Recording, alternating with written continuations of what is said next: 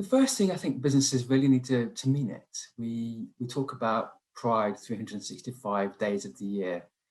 The first thing businesses just take a look around them. Take a look about the representation and visibility.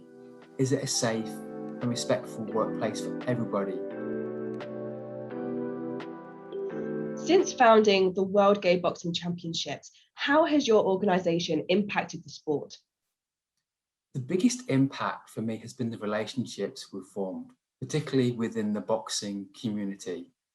An example, I approached Boxing Australia and Boxing New South Wales, with the peak body for the amateur level sport in this country.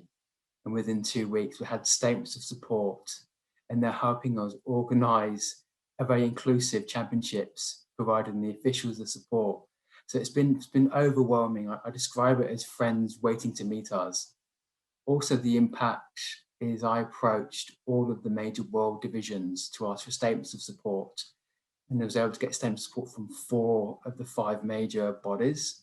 But the biggest impact is just to get the LGBTQ inclusion on the agenda, and we have a great LGBTQI+ boxing family and allies wanting to make it happen for us. So it's a great message of inclusion from a sport which is traditionally seen as heteronormative, but we're starting to make the change. What more must be done to ensure sport is an inclusive place for all sexualities? For me, I find most of the discussion around inclusion in sport is at the elite level. Professional athletes coming out of the closet. 90% of LGBTQI+ people believe homophobia, transphobia, biphobia, etc. is a problem in sport.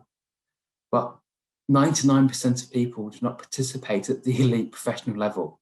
For me, the real focus needs to be at the grassroots amateur level. That means the leadership of the sport, the sporting bodies, the governing bodies, making more than statements, but providing an opportunity for people to participate. But I believe the best way is through disruption. LGBTQI+ people and our allies participating, joining your local club, joining your local gym, just getting out there and doing it, ensuring that you can do it. And the biggest thing is for more people to call out the homophobia, to call out the transphobia, report it. The classic example was the other month, the European Super League. Within 1 week, presidents, prime ministers, princes were all speaking out against it. But why do people not do the same against racism in sport or homophobia in sport? So more people speaking out as well. How can businesses become advocates for their LGBTQI+ employees? The first thing I think businesses really need to mean it. We talk about pride 365 days of the year. The first thing businesses just take a look around them.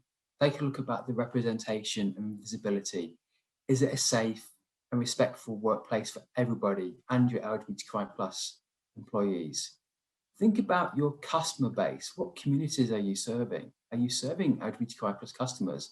And think about what would their customer think about your employees. But also it really starts with leadership, the business leaders, the executives insisting on meaningful inclusion.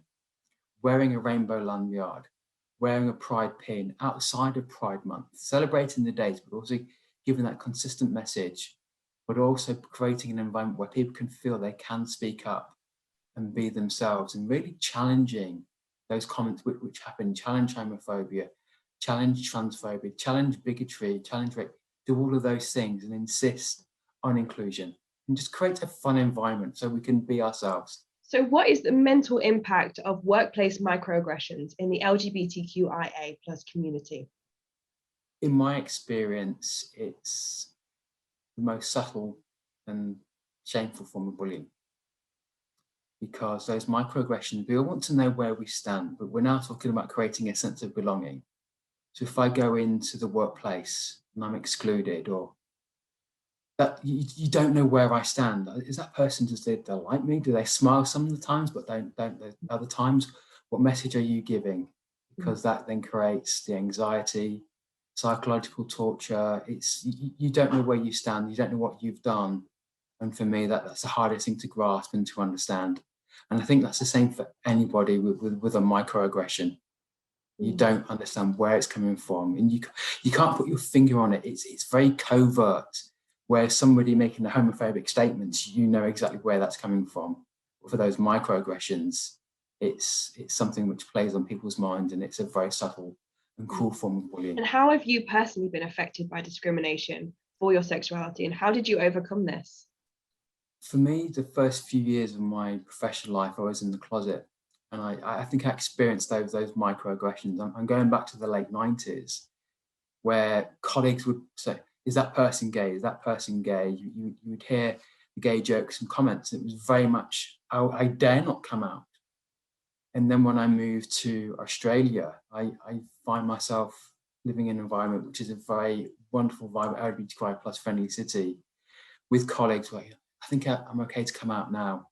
And that was okay. But I have experienced those comments, or been around where somebody said something.